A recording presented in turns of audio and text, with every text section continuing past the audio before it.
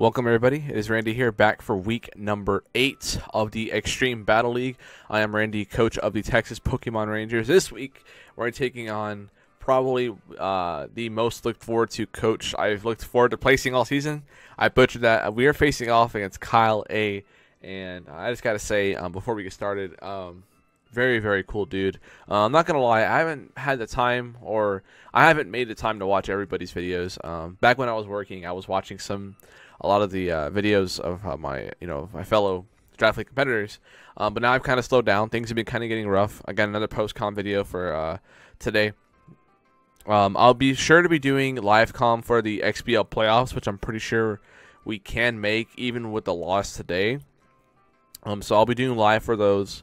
And once the XBL comes to an end, then PGBL will be going live too. But for now, PGBL will be going post-com until I finish XBL, whenever that is going to be. So, and at maximum, that would be 3 weeks after this, at maximum. Because next week we have the season finale, and then the next 2 weeks are playoffs. Regardless, I'll finish in 2 weeks no matter what happens. So, anyways, go ahead and jump into our team. Of course, Kyle, great person, realest guy in the world. He's really great person. So definitely a lot of appreciation to him. I would say check him out, but every human that's watching this will have known who he is, unless you're some random guy just saw my video somewhere. But anyway, so make sure, I love his logo, by the way, the Miami Donphans, pretty great logo, by the way. So yeah, awesome guy. I don't really talk to him that much, but he's a cool dude. I just haven't had the time to talk to a lot of people. So really hectic these last few weeks. But anyways, go ahead and jump into his team.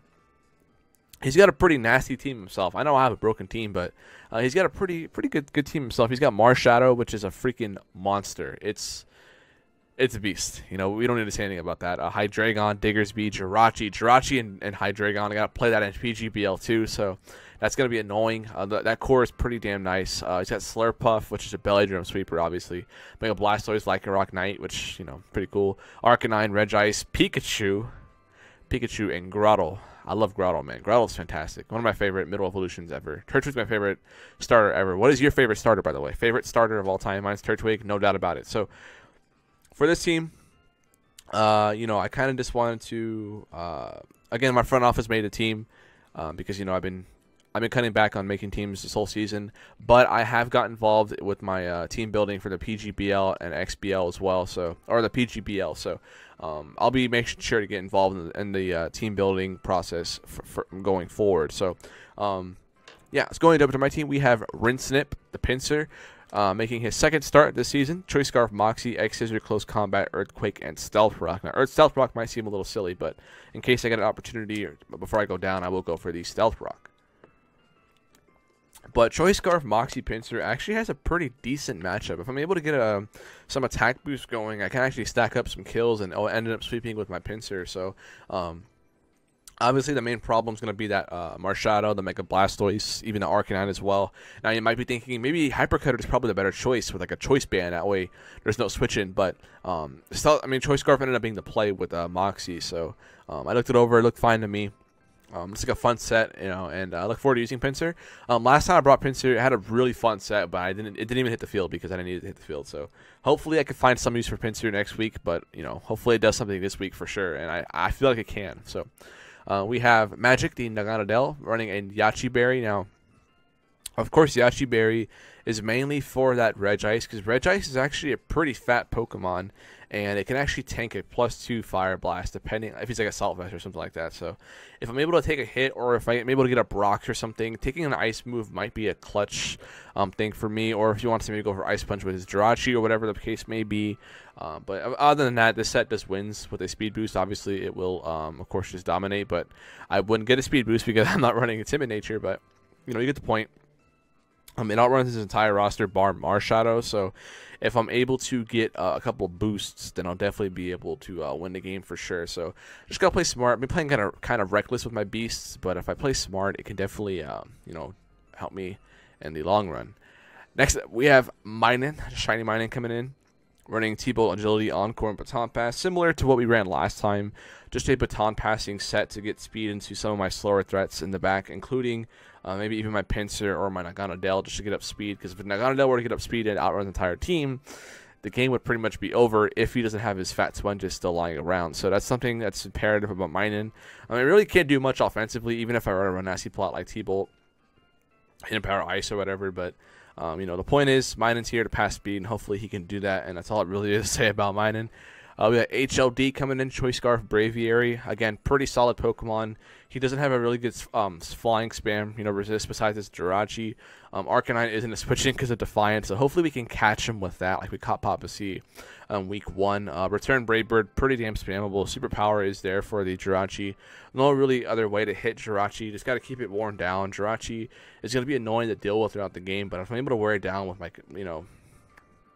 with rocks, hail, just chip, then that'll definitely be the key. But if he brings like a Wish support set, it's definitely going to be very annoying considering what my team is made of. So hopefully this thing can sweep. Has really high potential to sweep. And it's also it's actually my only answer to check Marshadow like as a revenge killer. Like it's the only Pokemon I can check it because obviously Shadow Sneak won't touch me. So that's very important to keep this thing around. Next up, we have Incineroar, which is, of course, the Assault Vest set like I've been running the past couple of times. Flare Blitz, Knockoff, Drain Punch, and U-Turn. Drain Punch is there, of course, to hit the Hydreigon, although probably it's a good way to 1v1 Hydreigon, so to speak, because Earth Power won't be doing much to me.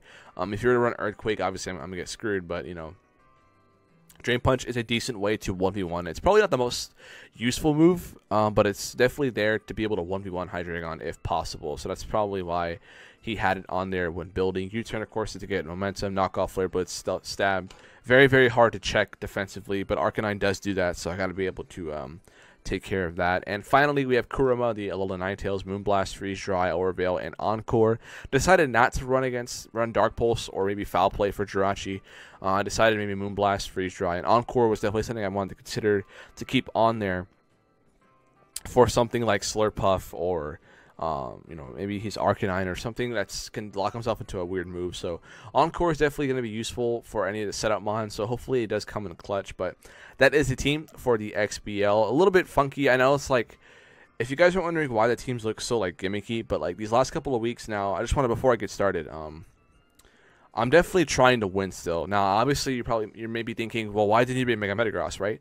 I'm still trying to win these games, okay? So I'm bringing some weird teams. My front office builds these teams, so I just look over them and make sure they look good. So my style of building is a lot different than my front office, specifically one guy. So hopefully it's still effective. It's been effective for most of the season, so hopefully it stays effective today. But just to let you guys know, I am still trying to win games, so don't think about me trying to throw games or anything like that. I'm definitely still trying to win.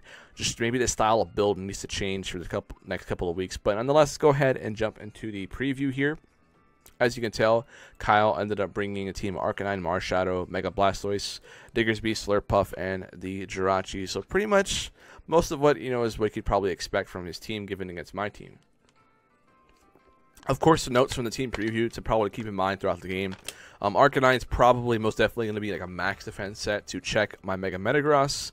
Marshadow is probably going to be some Life Orb, like maybe bulk up 3 attacks or something like that. Mega Blastoise is probably going to be just a very bulky special attacker to take hits. Could be Spadef to check the Garodel potentially, but Fizdef could be a decent answer as well for to check my Braviary as well as my Mega Metagross. But if I carry T-Punch, it won't be that big of a check. But Dark Pulse still does a lot to it, and he tanks Thunder Punch, once at least. Diggersby probably could be Choice Scarf or even an agility set to outrun my beast, because Diggersby is a mon that can offensively check Mega Metagross and Agonodale if he were to have speed. So whether it's running agility or Choice Scarf, it's something to keep in mind throughout the game because it does have the potential to be doing that. I doubt he'd be like a Choice Band Life Orb set because or Life Orb set with Quick Attack, because Quick Attack doesn't make much sense. He probably needs to have some sort of speed boosting to have a chance to outrun Mega Metagross and Agonodale. Slurpuff, which is probably Belly Drum, honestly. Like, I don't know what else it could be, honestly. But, I mean, Kyle runs Heat, so we'll find out in a bit for sure. And then we have Jirachi, which, it could be anything. So there's really no way to expect what's going to be. So with all this in mind, I figured that the best lead for me would probably be the Agonodale because it has the best matchup offensively against this entire team.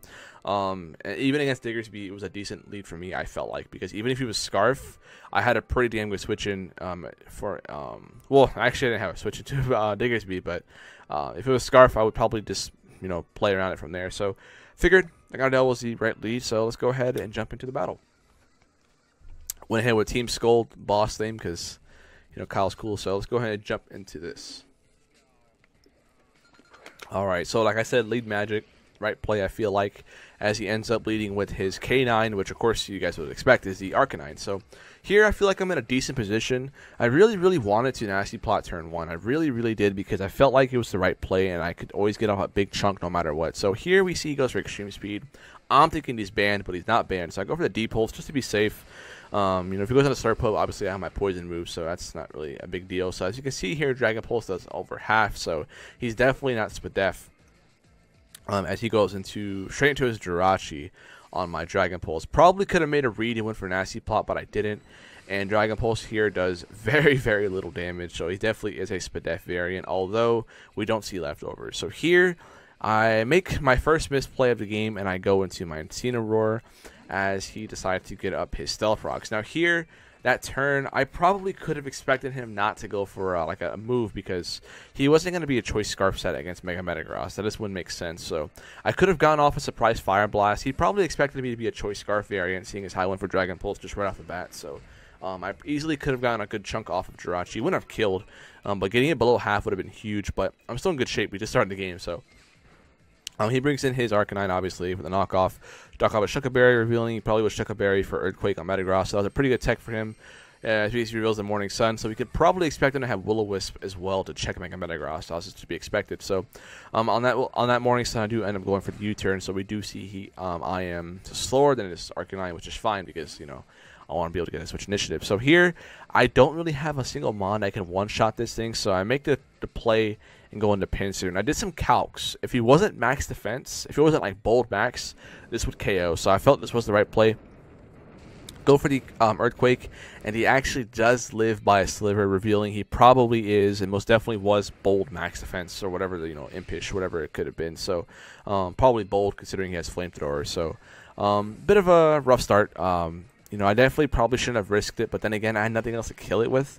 I probably could have went to Nagano Dell and then maybe just go from there, but by then, the damage I would have taken from like Extreme Speed, I would have already been in range of Marshadow. So now, of course, I have to go into it now and pick it off with my Nagano Dell. So we do bring down the Arcanine, which is pretty important for my Incineroar if I'm able to get a speed boost up, because Incineroar does have a pretty decent chance of cleaning this game up if I'm able to get a speed boost, maybe get a Stealth Rocks, but I didn't because Pinsir went down. So in comes LeBron Marshadow. I really should have went into my Braviary here. Shadow Sneak was the only play for him, so I easily could have saved Nagano Dell there, but I could not risk him going for close combat and taking out Braviary, so I just couldn't do it. So I just ended up sacking Nagano Dell. Pretty bad play on my part, but it was a risk I wasn't willing to take, and I stand by it because I'm still in good position. So in comes Braviary. He knows I'm probably Choice Scarf. Otherwise, I lose to Marshadow automatically. So go for the Brave Bird as his Blastoise switches in. Not in Mega form yet, so we do see Brave Bird is a clean 2-shot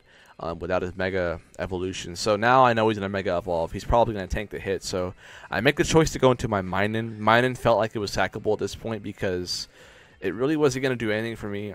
It could pass speed into maybe Incineroar, but I felt like it was the only Mon worth sacking at this situation because I needed Braviary, I needed Ninetales because Ninetales had a shot to maybe pick up a late game sweep if I'm able to get rid of his Marshadow and his Jirachi, of course. So Minun comes in. I do end up going for the T-Bolt, hoping he wouldn't go straight into his Diggersby, but he unfortunately does go for the his Heart Switch into Diggersby, which is a pretty safe play.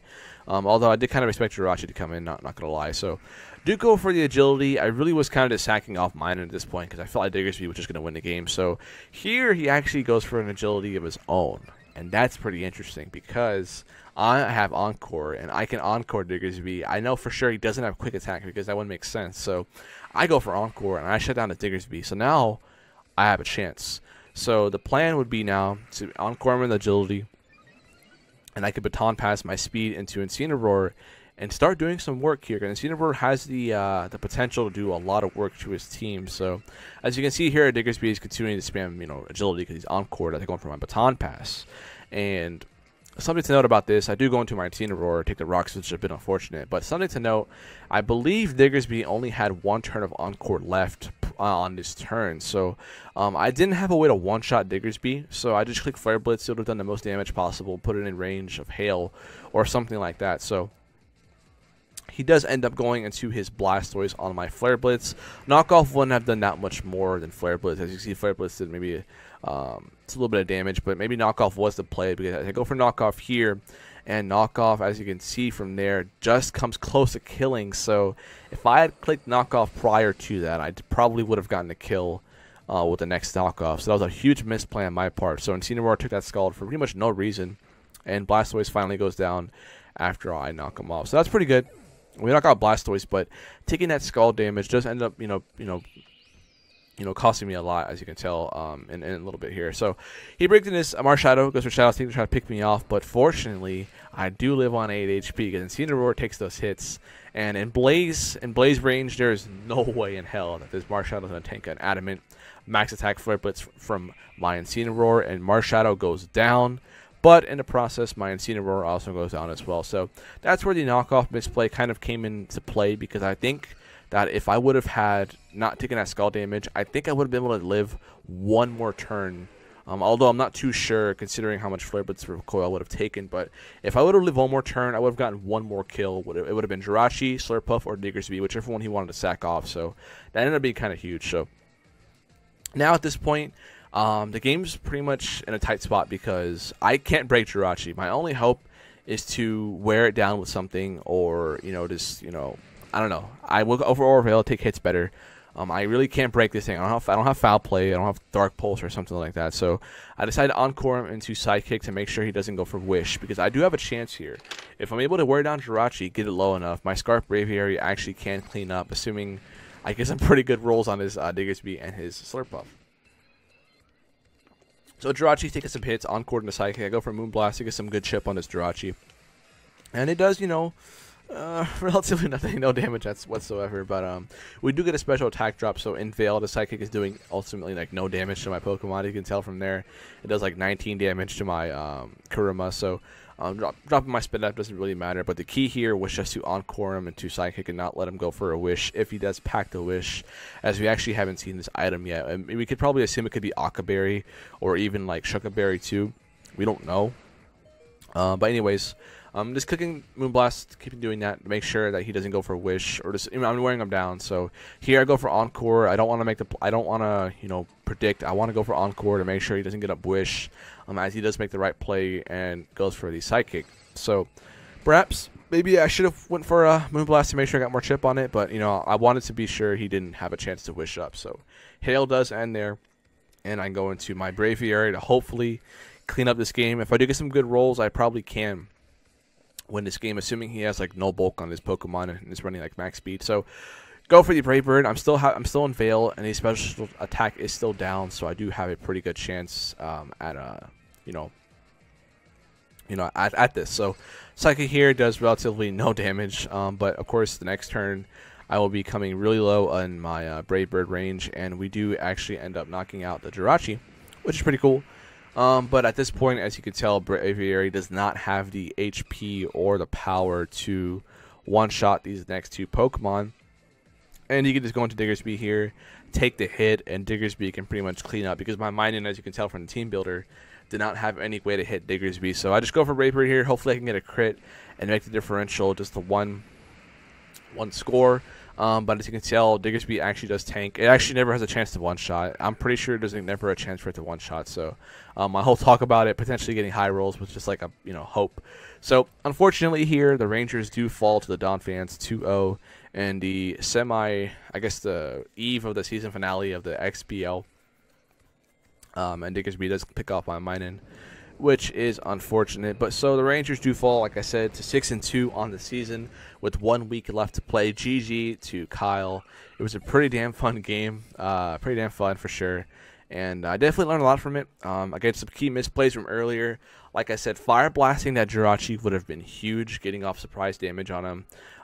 If I would have landed, of course, so I can't always assume I'm going to land. So I definitely should have played a lot more aggressive turn 1, and I probably should have just clicked Nasty Plot, because at that point, he would have had to have made a decision. What was he going to do? If he goes into Jirachi at +2, +2 special attack, Even if you were to come in on Dragon Pulse, that would definitely put in a range of Fire Blast the following turn, unless he was running the Aqua Berry, which we don't know if he was running it or not. We'll probably find out soon enough. But if I played more aggressive in Nagano Dale, I definitely could have had a chance to maybe open up the game from the very beginning. But it's just I'm not playing my Nagano Dale right. I'm getting a little bit too timid about stuff being too good. I'm kind of playing my win cons a little bit too timidly, so I definitely got to play smarter with that. Knocking off that Blastoise on the switch-in was definitely the only play. Flare Blitz was never the play. I should have went for knockoff 100% because knockoff was a 2-shot from that range, and I would have been able to take the Scald. I wouldn't have taken the Scald to begin with, and Marshadow would have probably came in the following turn. I mean, even if it didn't, like, he only had a choice between Marshadow, Diggersby, Jirachi, or Slurpuff. So if he went into any of those other three, they would have died. So I mean, that's kind of a choice he wanted to make, I guess. But definitely was a huge misplay on my part because I think if I'm my calcs, I'm thinking I probably could have killed an extra Mon if I didn't take that Scald damage. But I'm not sure though, because I would have taken a lot of recoil from that Marshadow and the Shadow Sneak. But I probably would have taken a hit. I think for sure I would have been able to do one more hit. So that's definitely a huge misplay on my part. So again, GG to Kyle. Hopefully we face in playoffs so we can have a rematch. But with that being said, we are 6-2. I believe this loss takes us out of first place. So we've lost 2 straight now. Kyle taking the #1 seed, us falling to the 2 seed. But I'm pretty sure we are good for playoffs because everyone else is still a little bit tight and they're like maybe 2 games behind us. So I don't think there's any way for us to not make playoffs. I'm pretty sure. So I think we're in. But we're still trying to get some wins here. I want to make sure we get a win to make sure we have some momentum going to the playoffs. So next week we face off against the one and only Kelly under the radar, and I look forward to this match immensely. Now, he's a really nice guy. He's a really good battler. This match won't be 100% serious because we're using some whack teams and all that, but he's a great guy, man. And playing him and Kyle back-to-back is really cool. Some definitely people, I wouldn't say on the rise because they're like way bigger than we are, but like, they're definitely not the biggest people either. Like, they're definitely like people we can like look up to within like reason and say, hey, we can get there, man. Like, they're just like us. They're great people, and we need more people like them in the community because they're great people. So that's kind of what it's pretty cool to play these guys back-to-back. So hopefully we end up with a win next week, and hopefully we can make a deep run in the playoffs and grab our first title since being on YouTube. So with all that being said, guys, thank you all for watching, and I will see you guys next week for the season finale of the Extreme Battle League as we face off against Kelly under the radar. See y'all then. Go Rangers.